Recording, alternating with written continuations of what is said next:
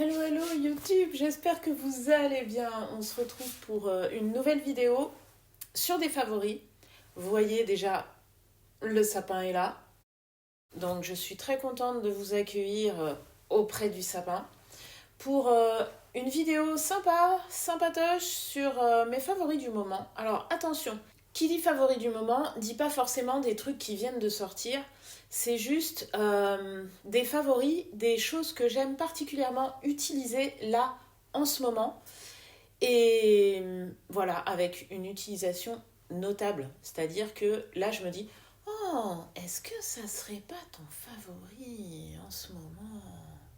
Alors, on va se balader du côté du rayon beaux-arts et de la pratique artistique. On va se balader du côté des livres. On va aussi parler du loisir et voilà, des trucs annexes qu'on peut faire pour passer le temps. Et puis, on va aussi parler des choses qu'on peut écouter, etc. Voilà.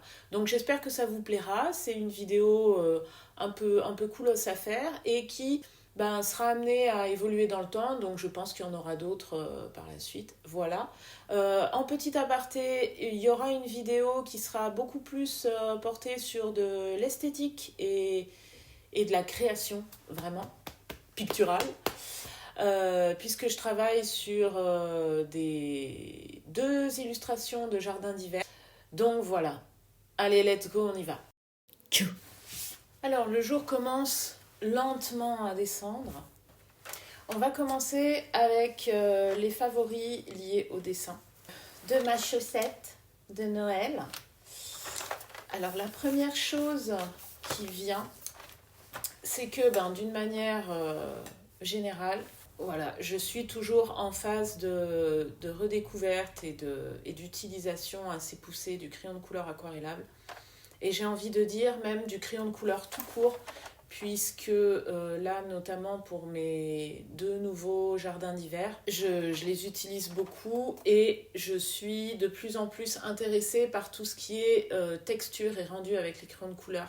C'est-à-dire pas forcément colorier en aplat, mais faire après des textures dessus.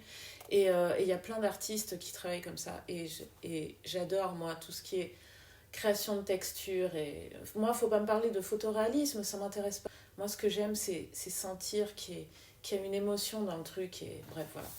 Donc, grande fan des crayons de couleur, le retour des crayons de couleur. Et notamment, j'ai craqué ma fondue puisque je me suis acheté, alors là vous voyez absolument rien, mais je me suis acheté un ensemble de crayons de couleur aquarellables de chez Caran d'Ache. Donc ce sont des Muséum Aqua. Alors ils sont quand même assez gros, heureusement, parce que ça c'est 4 € pièce.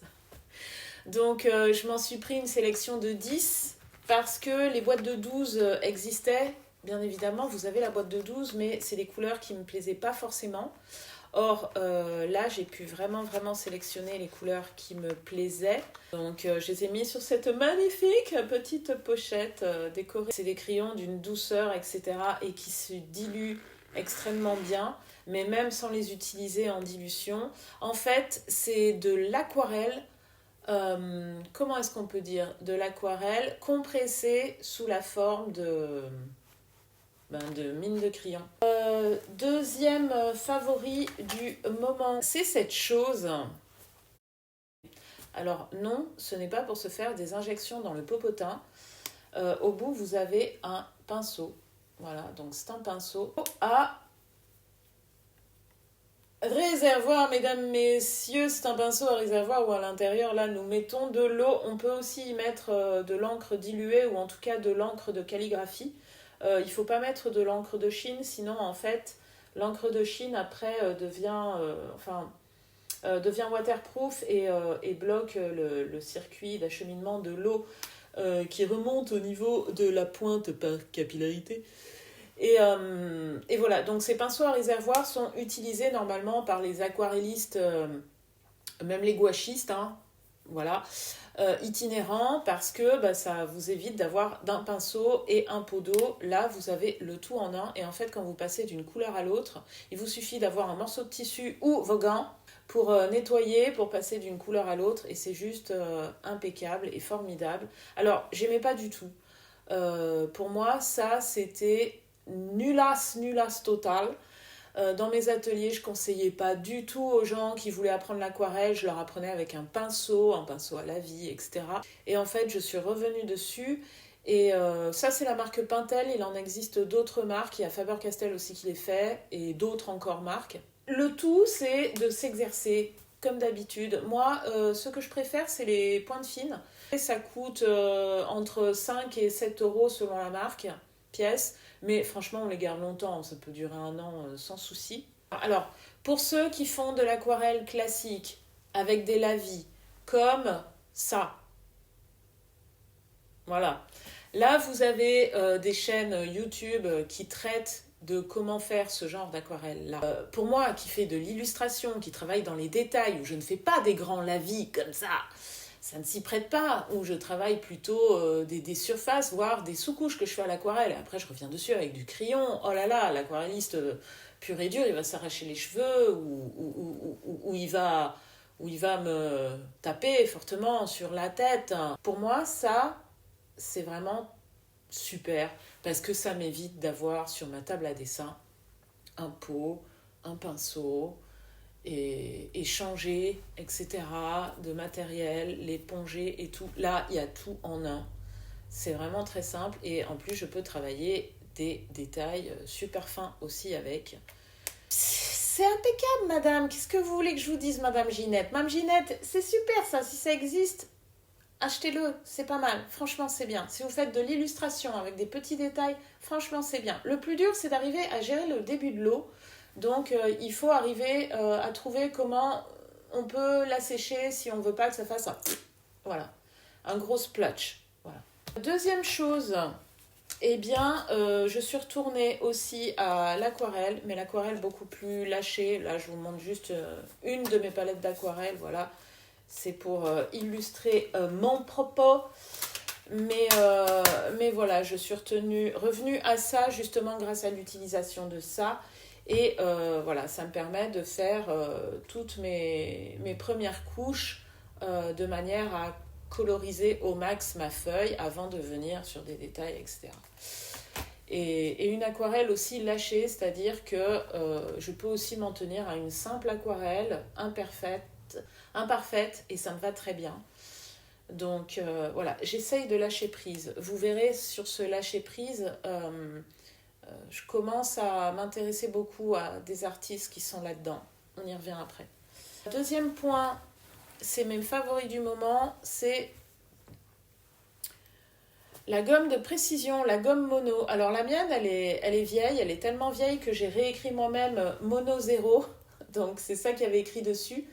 Et je l'ai réécrit moi-même parce qu'en fait, ça s'est effacé. Moi, j'ai un vieux design. Normalement, elles sont plus comme ça. Maintenant, elles sont blanches et bleues à rayures. Voilà, c'est un nouveau design. Mais sinon, c'est ça. Et en fait, c'est quoi? C'est une gomme façon critérium. On appuie et il y a la pointe qui sort comme un critérium. Donc, pourquoi ça s'appelle 0? Parce que c'est fin et c'est précis. Donc, vous avez des gommes mono 0 qui sont comme ça. Mais vous en avez aussi qui peuvent être fines mais aplaties au bout. Et ce qui est bien, c'est que moi j'ai toujours le vieux corps en plastique, c'est du plastique, parce que en fait elles se rechargent, donc ils vendent les recharges, donc du coup vous avez la gomme au bout de ce petit tuyau qui est en plastique aussi, j'avoue, mais donc vous pouvez acheter les recharges et il y a quand même beaucoup moins de plastique là-dedans que là-dedans. Ceci dit, vu que les recharges, ils vous les vendent aussi dans une pochette en plastique. Mais bon, bref, ça fera au moins du bien à votre porte-monnaie. Voilà, hop. Donc là j'en ai plus beaucoup parce que c'est terminé. Mais sinon, chaque recharge, vous avez à peu près ça de gomme. Donc il y en a quand même pas mal. Et ça, c'est vraiment génial. Je vois, il n'y a pas si longtemps, j'ai fait un voyage en train, etc. J'avais juste pris ça, un critérium et un petit carnet. Et allez-y, et c'était formidable. Voilà. Donc comme ça me permettait d'avoir une gomme qui prenait pas trop de place. En plus, elle fait pas trop de copeaux, etc. Donc voilà, un critérium plus ça, plus un carnet, et vous pouvez vous éclatax. Voilà. Qu'est-ce qui reste? Eh ben, il reste plus rien en termes de pratique artistique. Donc, favori suivant.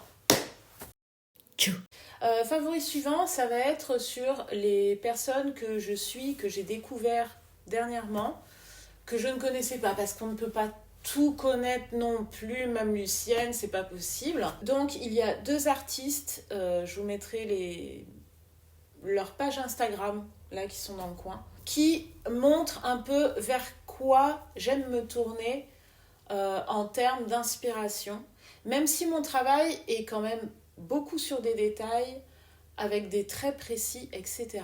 Ce qui m'inspire, c'est pas forcément la même chose. Parce que si j'étais inspirée par des choses qui ressemblaient déjà à ce que je fais, c'est un peu le serpent qui se mord la queue, non? Enfin, je sais pas, est-ce que cette image est bien choisie? Je suis souvent inspirée par des choses qui sont un peu différentes de moi, qui ont des ambiances que j'aime, mais qui sont différentes de ce que je fais. Donc, je suis fortement inspirée par des gens qui sont dans un total lâcher-prise, qui se posent pas tant la question de à quoi ça va ressembler à la fin, et qui malgré tout ont une palette de couleurs qui est proche de la mienne et une sensibilité qui est proche de la mienne aussi. Et donc ces personnes, alors je regarde les noms quand même, parce que alors ces personnes, voilà, donc il y a Emma Malioka.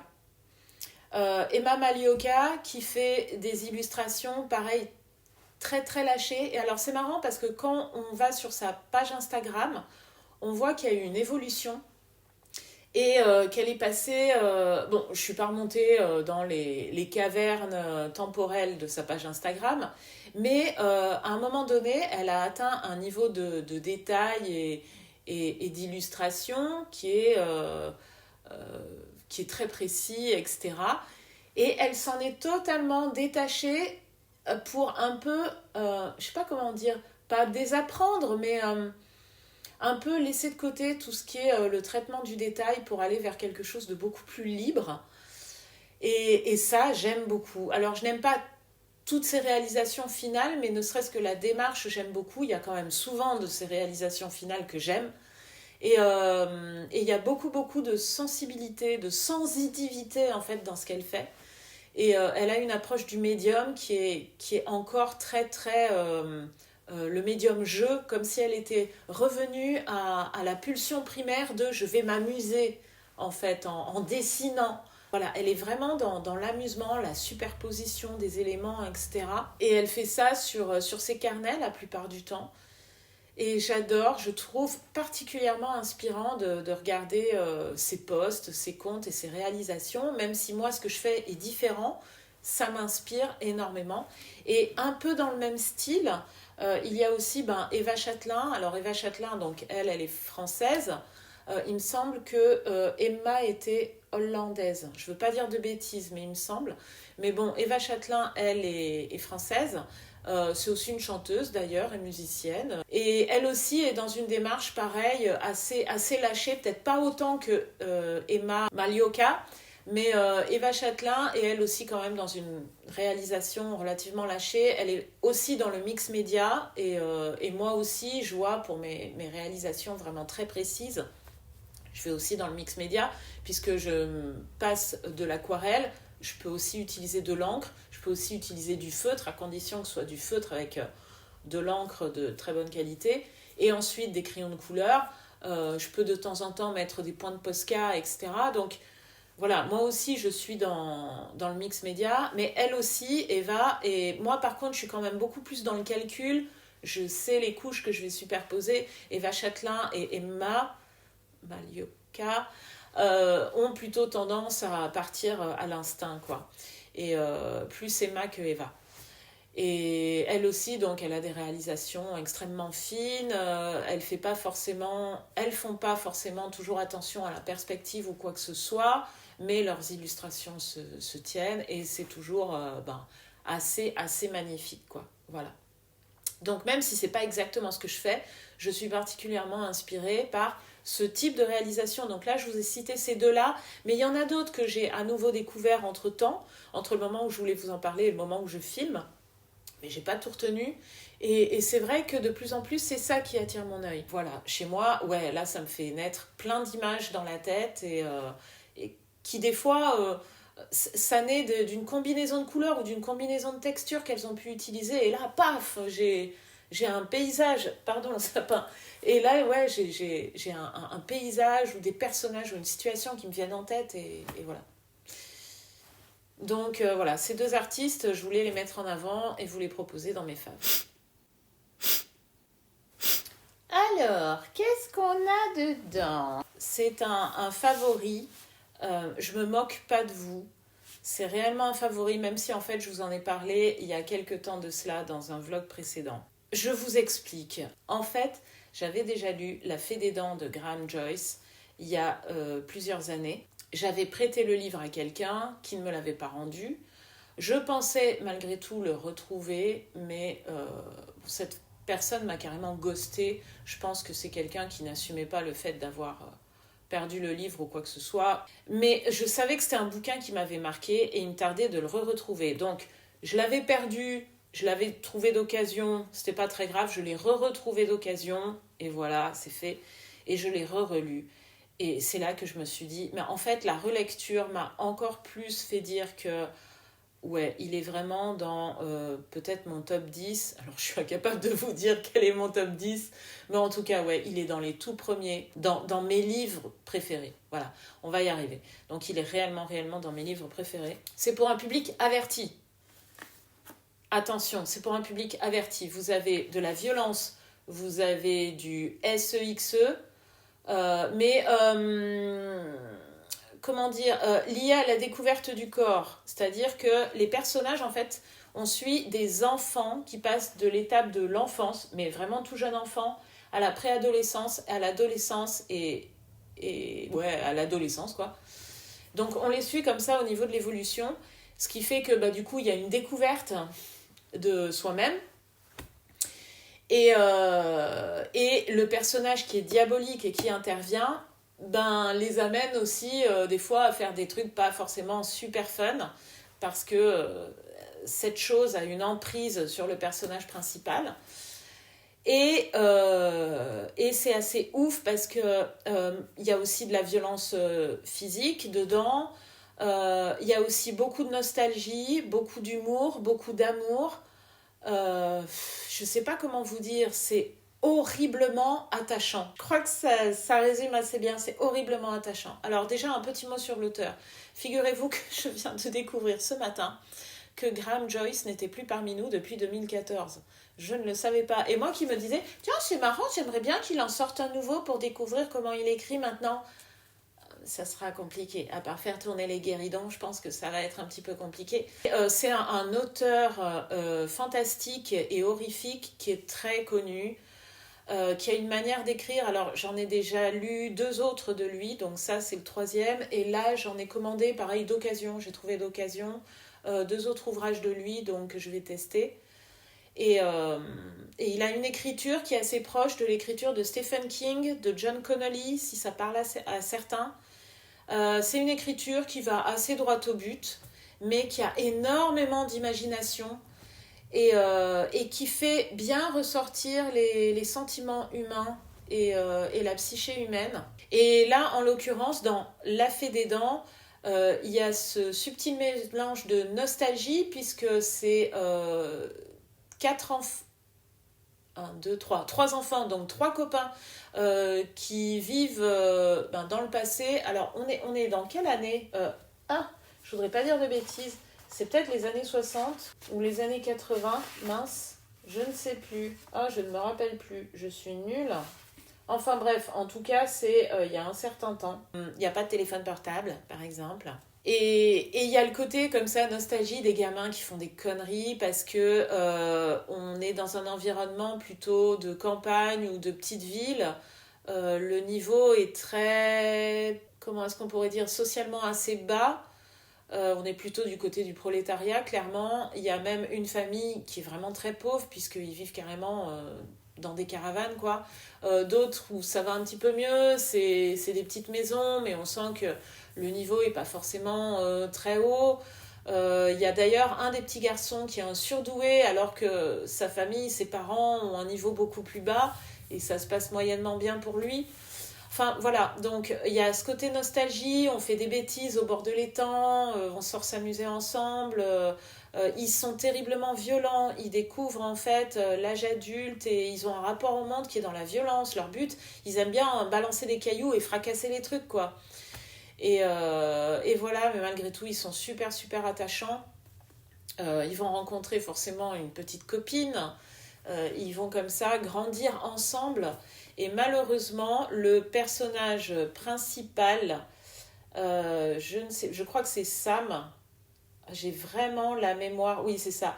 Donc le personnage principal, donc qui est Sam, qui est un des garçons, une nuit va voir la fée des dents qui est censée passer récupérer sa quenotte qui est tombée. Malheureusement, la fée des dents, c'est pas la fée Clochette, hein. Enfin, la fée Clochette de Disney, parce que de base, la fée Clochette dans Peter Pan, c'est pas la plus sympathique des créatures. Mais bref, donc c'est pas une gentille petite fée, c'est un espèce de gnome qui peut être parfois féminine, parfois masculin. Donc voilà, ça peut passer de l'un à l'autre. C'est une créature un peu polymorphe qui des fois peut être vraiment avec une apparence de gnome assez horrifique et des fois plutôt jolie. Donc c'est en ça que je dis polymorphe et qui s'adapte pas mal aussi à la psyché de Sam au moment où il la voit. Et bref, le fait qu'il la voit, chose qui est normalement totalement impossible, il se retrouve lié à cette créature. Et cette créature, très clairement, pendant plus de la moitié du livre, on se dit c'est le mal incarné, c'est horrible ce qu'elle fait. Et en fait, on a l'impression d'avoir quelqu'un qui manipule la vie de Sam juste pour le plaisir de kiffer et qui lui fait vivre des choses horribles à lui et à son entourage. Et ce n'est qu'au fur et à mesure de la lecture qu'on commence à se dire est-ce que c'est pas simplement la vie en fait ? Est-ce que c'est pas simplement la vie et est-ce que c'est pas Sam qui s'imagine qu'il y a une fée qui est à l'origine de tout ça ? Peut-être, je ne sais pas. Et petit à petit, même tout à la fin, tous les personnages sont attachants. C'est-à-dire qu'on lit des trucs horribles, on lit des trucs super durs. Vous avez la présence de fantômes, vous avez la présence de morts violentes, vous avez plein de trucs horribles, Voilà, c'est fait pour un public averti, mais je peux vous assurer que si, en étant averti, vous acceptez de vous lancer dans l'aventure, à la fin, c'est extrêmement touchant. C'est un livre qui est super touchant où, en fait, on aime les personnages dans le livre. Donc, c'est une expérience en soi de ouf, une vraie expérience, mais c'est très sincèrement pour public averti. Voilà, c'est bien écrit, mais des fois, y a des gros mots, hein. Et ouais. Sauf que là, voilà, Graham Joyce, c'est pas n'importe qui, quoi. Voilà. Que vous arrivez à voir la beauté malgré tout ça et surtout l'imagination de l'auteur et voir comment il vous emmène quelque part, allez-y, c'est une aventure, c'est une expérience, très sincèrement, je vous le conseille. Moi, je l'ai chez Bragelonne. Bragelonne, franchement, ils éditent des choses qui sont du domaine de l'expérience, franchement, et ça c'est le cas. Donc, je m'en suis commandé 2 autres, un autre qui s'appelle Comme un conte, qui avait reçu un prix, je crois qu'il a reçu un prix à titre posthume parce que le prix c'était en 2015 et il est décédé en 2014. Enfin voilà, et un autre aussi que j'ai trouvé à 1 € en occasion, donc voilà. J'ai découvert une autrice ou auteur que je ne connaissais pas qui s'appelle Alex Sol et donc je l'ai découvert pas par le biais de livres physiques mais par le biais de livres audio et j'ai débuté par ce titre-là. Ensuite, ce titre-là. Et après, ce titre-là. Les 3 caractéristiques de ces 3 romans, c'est que c'est de l'épouvante, donc ça traite de fantômes. Et c'est une écriture, c'est français, hein, c'est francophone, et qui est de qualité. Alors, je dis pas que les auto-édités d'habitude ne sont pas de qualité. Oui, parce qu'en fait, cette dame est auto-éditée. Je sais pas si je l'ai dit ou pas. Donc je dis pas du tout que les auto-édités n'ont pas une écriture de qualité, mais ça m'est arrivé d'en lire où des fois je trouvais qu'il y avait quelques lourdeurs, etc. Mais des fois je trouve souvent ça du côté des auteurs français en fait. Donc j'ai un peu du mal avec les francophones. Des fois, je trouve qu'il y a une espèce de lourdeur dans l'écriture. Bon, après, c'est un goût totalement personnel. Donc ça n'a rien à voir avec la réalité, etc. Mais elle, je trouve qu'elle va assez droit au but. On a vraiment l'impression de lire les auteurs que j'aime bien dans sa manière de s'exprimer. Mais par contre, elle a une imagination. Voilà, elle ne vous fait pas des simples histoires de fantômes, il y a toujours un background, etc. Mes préférés ont été celui-ci et celui-ci. Par contre, ce sont aussi les deux plus compliqués. Parce que vraiment, les fantômes, il y a tout un background et ça vous met vraiment dedans. C'est l'équivalent d'un Alice au Pays des Merveilles qui vous trimballe à gauche, à droite, partout. C'est un train fantôme. Clairement, c'est un train fantôme. Et les personnages, je les trouve aussi particulièrement attachants. Donc, moi, j'ai envie de dire... tout va bien, c'est beaucoup moins trigger warning que du Graham Joyce, La Fée des Dents. C'est plus conventionnel, par contre, ça fait réellement peur, hein. C'est vraiment horrifique, c'est de l'épouvante, c'est des fantômes, donc ça fait vraiment, vraiment peur. Mais si vous aimez les histoires de maisons hantées, pas bébêtes, bien écrites, alors il faut quand même être assez réfléchi quand vous faites votre lecture parce que c'est des histoires complexes. Les fantômes ont une bonne raison d'être là et leur histoire, elle est alambiquée. Donc il y a l'histoire personnelle toujours des personnages principaux vivants et puis il y a aussi l'histoire très personnelle du passé de ces fantômes et ils ont quand même une manière de s'exprimer qui est un peu problématique, hein, les fantômes. Faudrait leur dire à un moment donné, hein. Si vous voulez faire passer des messages, il y a peut-être moyen de s'y prendre autrement, parce que là, des fois, c'est pas génial quand même. Et même les personnages fantomatiques qui sont antipathiques et qui ont l'air plus démoniaques, on leur trouve toujours une explication et il n'y a pas la notion du gentil fantôme et du méchant fantôme. Tout est finement expliqué et rien n'est tout blanc ou tout noir en fait. Et vraiment, je vous encourage à lire ça si vous aimez les histoires de fantômes. C'est extrêmement bien écrit. De toute façon, c'est une autrice qui fonctionne vraiment bien. D'après ce que j'ai vu, elle a une page Instagram. Je n'ai pas de livre physique, mais si jamais j'en vois un dans le commerce, je prendrai. Et si vous voulez lire les livres que j'ai lus moi, je vous conseille de les lire dans l'ordre que j'ai fait. Là, si vous voulez en découvrir 2 ou 3, ça sera très bien. Allez, on va continuer un petit peu. Je me suis aussi découvert une petite passion pour les chaînes YouTube de lectrices. Alors, il y a lecteur aussi, mais là, j'avoue que moi, j'ai surtout écouté Qu'est-ce qu'on lit. Elle poste pas de manière tout le temps régulière, mais je crois que là, ça y est, elle a repris une certaine régularité. Vous avez surtout de la lecture un peu plus classique avec elle, mais pas que. Et puis, des nouveautés qui sortent. Donc, c'est bien aussi, puisque moi, j'ai tendance à lire surtout un genre littéraire. Donc, j'aime bien au niveau des podcasts et des critiques entre guillemets, parce que c'est des critiques intelligentes qui sont plutôt faites, d'avoir aussi comme ça des chaînes YouTube qui me permettent de m'ouvrir à d'autres types de lectures qui ne font pas forcément partie des genres que j'aime. Bon, de temps en temps, elle peut aussi aller du côté de ce que je lis. Mais voilà, j'aime bien qu'elle donne son avis sur des choses qui sont sorties, etc., d'une manière un petit peu plus générale. Elle le fait avec beaucoup d'humour et c'est toujours super. Et j'aime aussi beaucoup, alors une qui est plus ouverte à tout, qui lit de tout, y compris des genres que je ne lis pas, mais aussi parfois des genres que je lis, et qui est la chaîne de Jeannot se livre. Et alors, c'est Jeannot, mais c'est une dame, une jeune femme, et elle a une manière de parler, de s'exprimer qui est super. Elle a fait aussi quelques documentaires dans sa chaîne YouTube sur la littérature, l'écriture et l'aspect un peu social des lecteurs et de l'accès à la lecture. Et puis, chaque fois, elle nous donne ce qu'elle a lu, ce qu'elle va lire, ce qu'elle prévoit de lire. Et elle le fait toujours avec sa bonne humeur. On sent que c'est quelqu'un qui aime lire et elle fait passer ça superbement. Et je vous le conseille très sincèrement, même si vous ne lisez pas trop, c'est le genre de chaîne littéraire que vous pouvez écouter sans problème. Elle vous explique les synopsis des livres. Si elle a aimé, elle vous dit pourquoi. Si elle n'a pas aimé, elle vous dit pourquoi. C'est un bonbon, ça passe vraiment le temps. J'ai binge-watché un peu sa chaîne. Et voilà, donc c'est super. Donc je voulais vraiment vous la conseiller. Elle est connue, je pense qu'elle n'a pas besoin de moi pour de la publicité.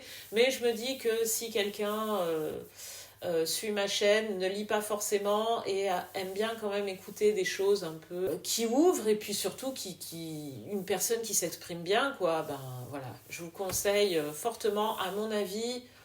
On peut qu'apprécier. Même si on n'est pas hyper lecture, on ne peut qu'apprécier ce type de chaîne vidéo. Tchou.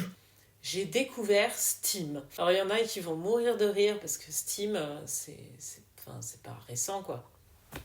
Steam, c'est quoi? Steam, c'est un logiciel qu'on installe sur son ordinateur et qui permet par la suite de jouer à des jeux vidéo. Voilà. Moi, j'ai grandi avec la Nintendo NES et la Mega Drive, donc les jeux Nintendo et les jeux Sega de l'époque, des consoles qu'on branchait sur la télé. J'ai pas dépassé ce stade-là, c'est-à-dire qu'après j'ai pas suivi avec les PlayStation, etc.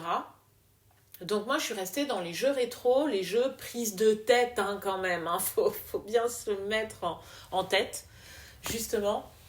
Et j'avais toujours vu d'un regard très très envieux tous les jeux, surtout l'époque de la PS4, etc., où vraiment il commençait à y avoir des jeux fabuleux qui sortaient, mais même avant, hein, où vraiment il y avait un univers, où on sentait qu'il y avait une liberté, où on sentait que c'était beaucoup moins prise de tête que les jeux de l'époque, parce que on pouvait recommencer, on avait une durée de vie mais continue, quoi. C'était pas au bout de 3 fois tu meurs, tu recommences tout depuis le début, alias les Tortues Ninja, Nintendo NES, non mais pardon, quoi. Et non mais voilà.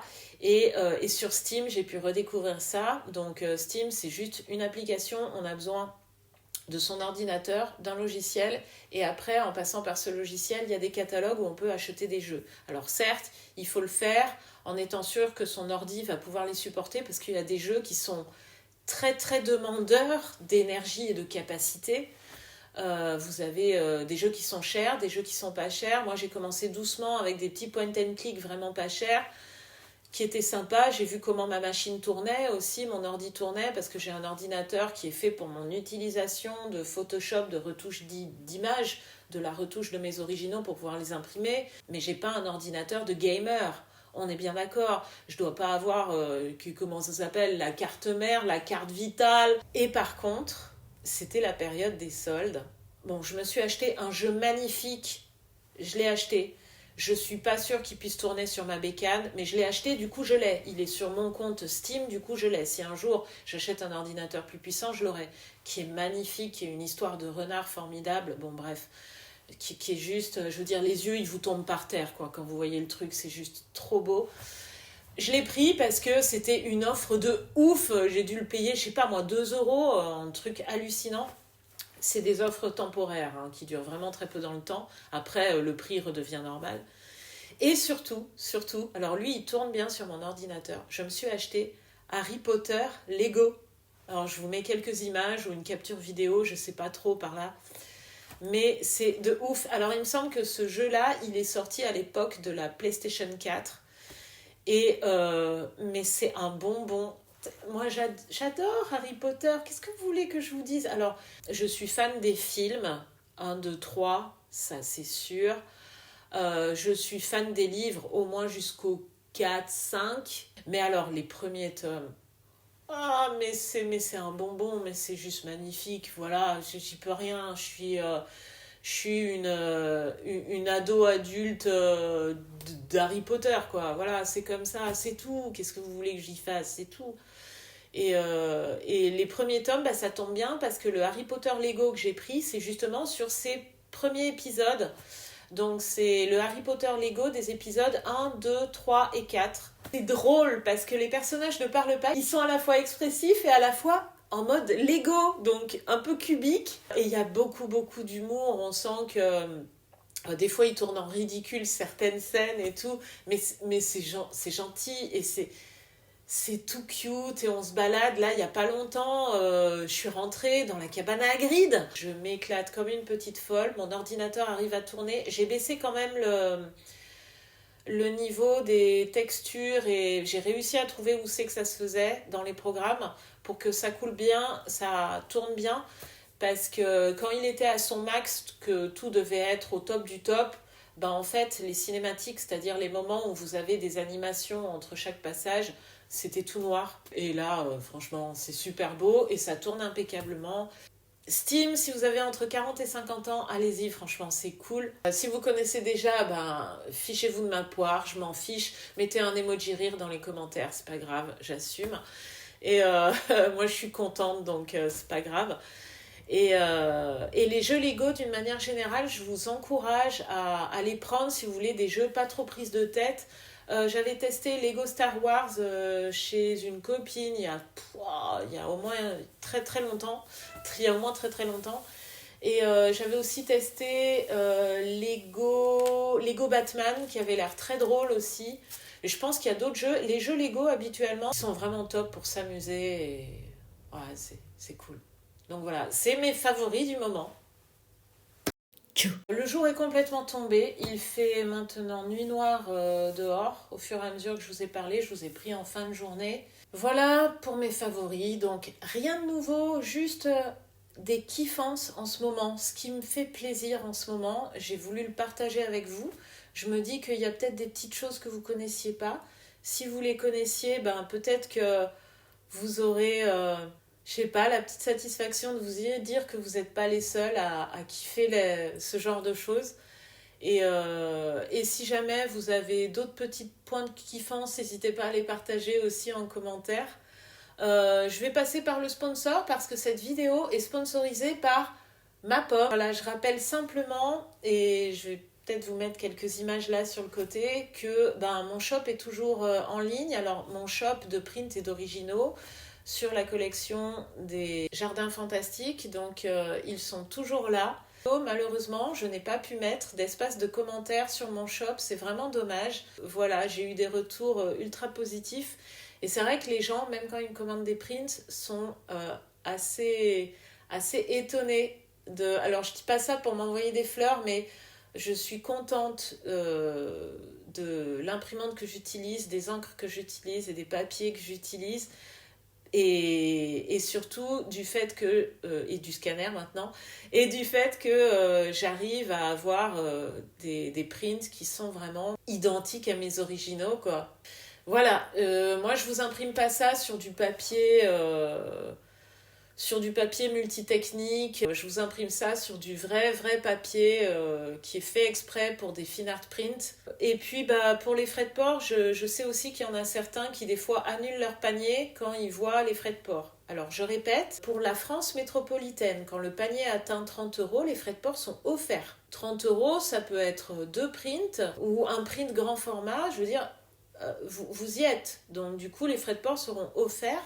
Au-delà de la France, les frais de port sont offerts à partir d'un panier de 49 €. Mais voilà, c'était juste la petite page de pub. Voilà. Je vais essayer de rajouter, toujours dans mes jardins fantastiques, mes 2 jardins d'hiver sur lesquels je travaille. Ils risquent d'arriver un peu tardivement. Donc ils seront disponibles en impression et les originaux seront aussi dispo. Sur ce, je vous fais de gros bisous. Si vous êtes arrivé jusque-là, mettez-moi un petit emoji, un animal, ce que vous voulez. Essayez d'être un peu imaginatif. Ça dépend des emojis qu'on vous propose. Mais mettez-moi un petit emoji animal, ça fera plaisir. Et sinon, bah, dites-moi ce que vous avez bien aimé, etc. On se retrouve pour la suite pour une nouvelle vidéo, normalement dans 2 semaines, comme d'hab. Si c'est un petit peu plus tardif, ne m'en veuillez pas, mais normalement, bon, voilà. Qui sera justement sur la réalisation de ces 2 illustrations sur des jardins d'hiver. Je vous fais de gros bisous, je vous dis restez créatifs, je vous kiffe, et ciao ciao.